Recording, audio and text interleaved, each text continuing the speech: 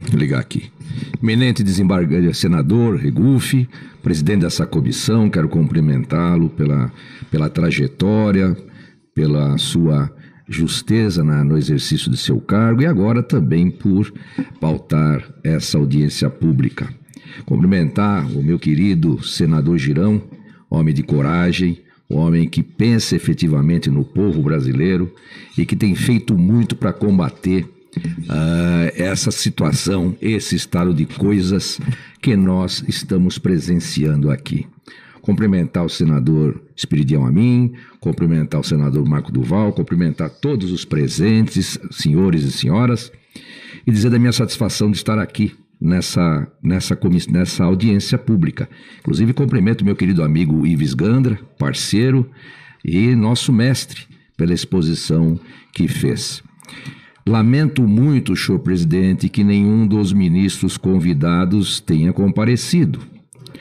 Quando fui presidente do Tribunal de Justiça em 2012 e 2013, eu recebia quem passasse na rua e nunca me furtei de participar de qualquer debate que fosse.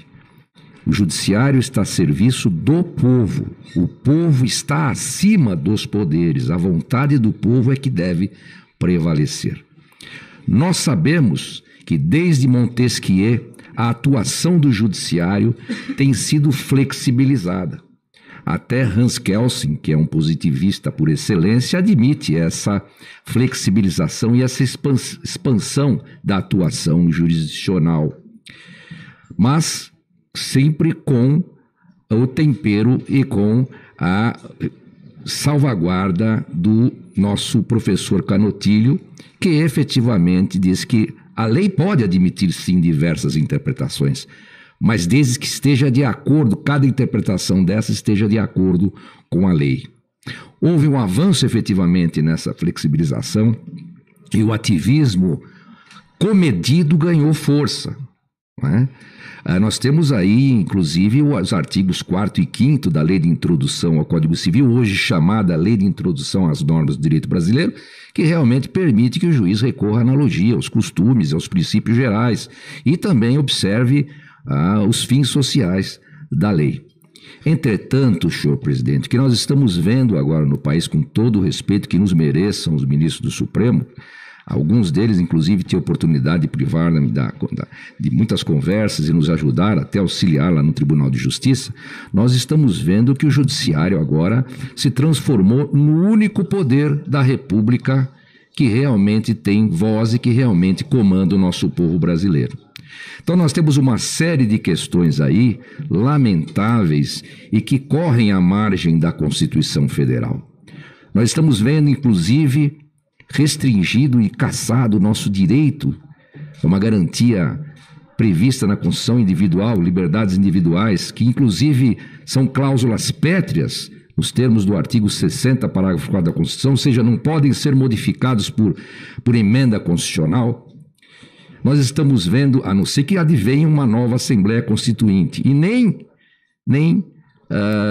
em situação mais extrema e anômala, esses direitos permitem à Constituição que esses direitos sejam postergados. E o que nós vemos aí é uma situação bastante difícil para o povo brasileiro, uma verdadeira ditadura. Agora, por exemplo, não se pode falar das urnas eletrônicas, do voto auditável, uma discussão que o próprio Supremo, o próprio TSE, deveria ter promovido com o povo brasileiro amplamente, porque se trata do princípio máximo do cidadão, da cidadania, votar, o cidadão poder votar com garantia de quem deve ser realmente eleito da sua vontade, de acordo com a sua vontade. Isso virou tabu para os ministros do TSE, ou para o dirigente do TSE, os dirigentes subsequentes. Isso virou tabu. Isso não pode ser mais discutido. Quando nós tínhamos uma lei a respeito disso, uma mini-reforma eleitoral, implantando o voto auditável. O próprio ministro Barroso fez demonstração a respeito do voto auditável. E, no entanto, agora isso simplesmente virou pó, porque não se quer discutir essa questão. Não vou entrar no mérito se houve ou não houve violação das urnas. O que importa é que o povo tenha garantia a garantia efetiva de que sejam eleitos realmente aqueles que foram votados, os seus representantes. Isso é importante, o judiciário tem que dar satisfação para o povo. O povo é soberano. Essa é a grande realidade. E nós estamos vendo aí esse princípio, essa garantia individual, não é? Da liberdade de expressão, incisos 4º e 9º da Constituição Federal, preteridos. E lembrem-se, muito se lutou no curso da evolução da humanidade, batalhas sangrentas para que esses direitos e garantias individuais fossem concretizados. E nós agora simplesmente estamos jogando tudo isso pelo ralo. Aconteceu isso já na Covid, nos protocolos de Covid, que a gente acha realmente, os protocolos sanitários, que a gente acha realmente que esses protocolos deveriam ser implementados, mas nunca proibindo, por exemplo, o trabalho, que é um valor que está no artigo 1º, inciso 4º da Constituição Federal, e não pode ser afastado nem pelo estado de sítio ou de defesa. E está também dentre os artigos 5º da Constituição Federal, inciso 13, se não me engano. Então, nós estamos vendo uma situação complicada. Hoje nós temos presos políticos, nós temos exilados políticos, Alan dos Santos, senador Jefferson, o ex-deputado Jefferson, o presidente do PTB, o nosso deputado Daniel Silveira, uma situação bastante complicada e difícil. Aliás, com relação ao deputado Daniel Silveira, nós vimos que não foi observado o artigo 53, não é? Os seus parágrafos 2º e 8º do artigo 53 não foram observados. Para cassar a imunidade de um deputado federal, é preciso 2/3, não é? De votação da Câmara Federal, do Congresso Nacional, nem da Câmara, do Congresso Nacional. E o ministro relator desse processo, desse inquérito e desse processo, dessa ação penal, cassou efetivamente numa penada. E o que eu fico mais envergonhado com tudo isso é que o presidente do Senado e o presidente da Câmara se omitiram, se acovardaram com todo o respeito que mereça. Eu fico indignado com essa situação, porque você buscar um deputado dentro da sua casa, o deputado eleito pelo povo, eu nunca vi isso na minha vida, eu nunca imaginei que nós íamos passar por isso no alto dos meus 38 anos de magistratura. 15 segundos. O Senado e a Câmara têm poder de polícia. Está lá no artigo 52, inciso 13. Não se pode invadir o Senado e a Câmara, e muito menos para se buscar um parlamentar. O parlamentar que representa o povo e que tem o direito de se manifestar e o dever e a prerrogativa de se manifestar sem amarras, porque ele fala pelo povo.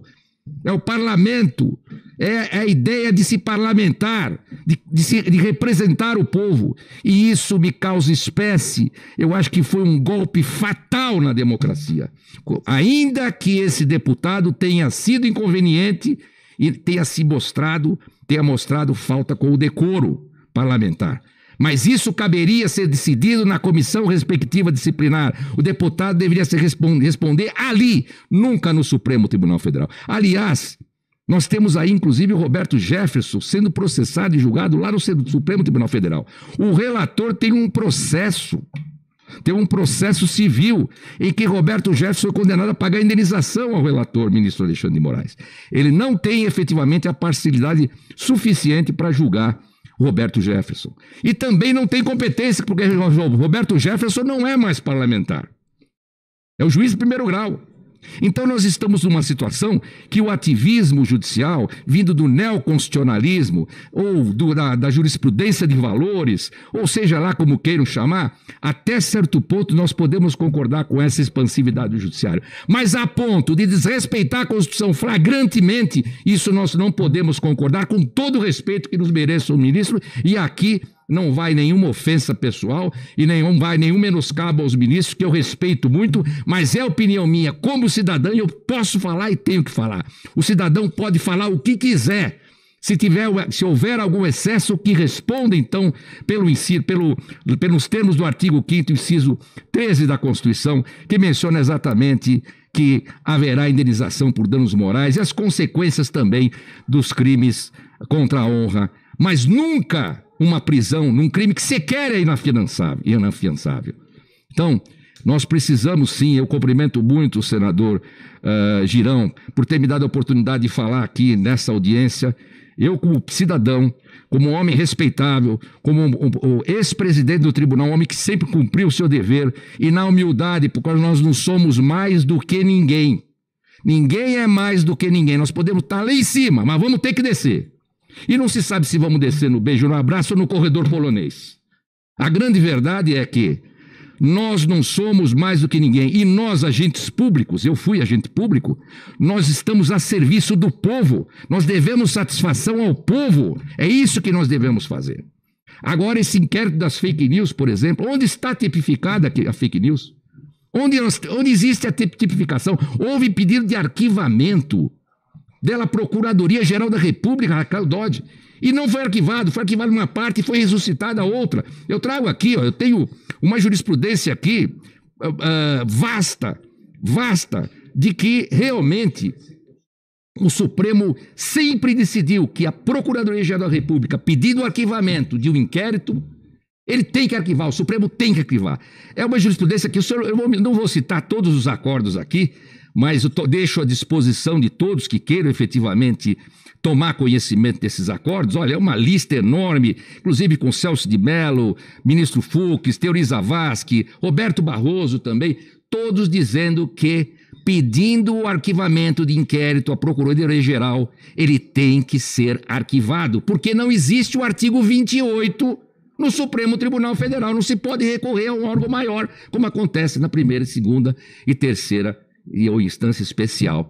É diferente a situação. Então, o que eu vejo é que existe sim um ativismo mais do que judicial. Está existindo um ativismo político, com todo o respeito que merecem os ministros. E nós não podemos aceitar isso, que o Brasil caminhe para esse rumo. A democracia tem que ser ressalvada. Nós não estamos, inclusive, no sistema do common law. Nós estamos no sistema do civil law. Como se sabe, os precedentes têm força jurisdicionais. Mas aqui no civil law é a lei que tem força. O tribunal pode interpretar, o juiz pode interpretar a lei quanto quiser e de uma forma bastante elástica, mas desde que esteja de acordo com o texto da lei, princípio da razoabilidade, princípio da proporcionalidade, e nunca jamais se afastar da lei, como está acontecendo aqui. Afastamento da lei, da Constituição, e realmente isso precisa ser discutido. E precisava ser discutido sim a questão das urnas, efetivamente. Todos nós podemos nos manifestar. É um direito, é garantia, estou terminando, eminente presidente, é um direito, é uma garantia do cidadão que não pode ser postergada. Impedir a manifestação do cidadão é o mesmo que ceifar-lhe a cidadania. Obrigado. Obrigado, senador. Obrigado, doutor Ivan Sartori.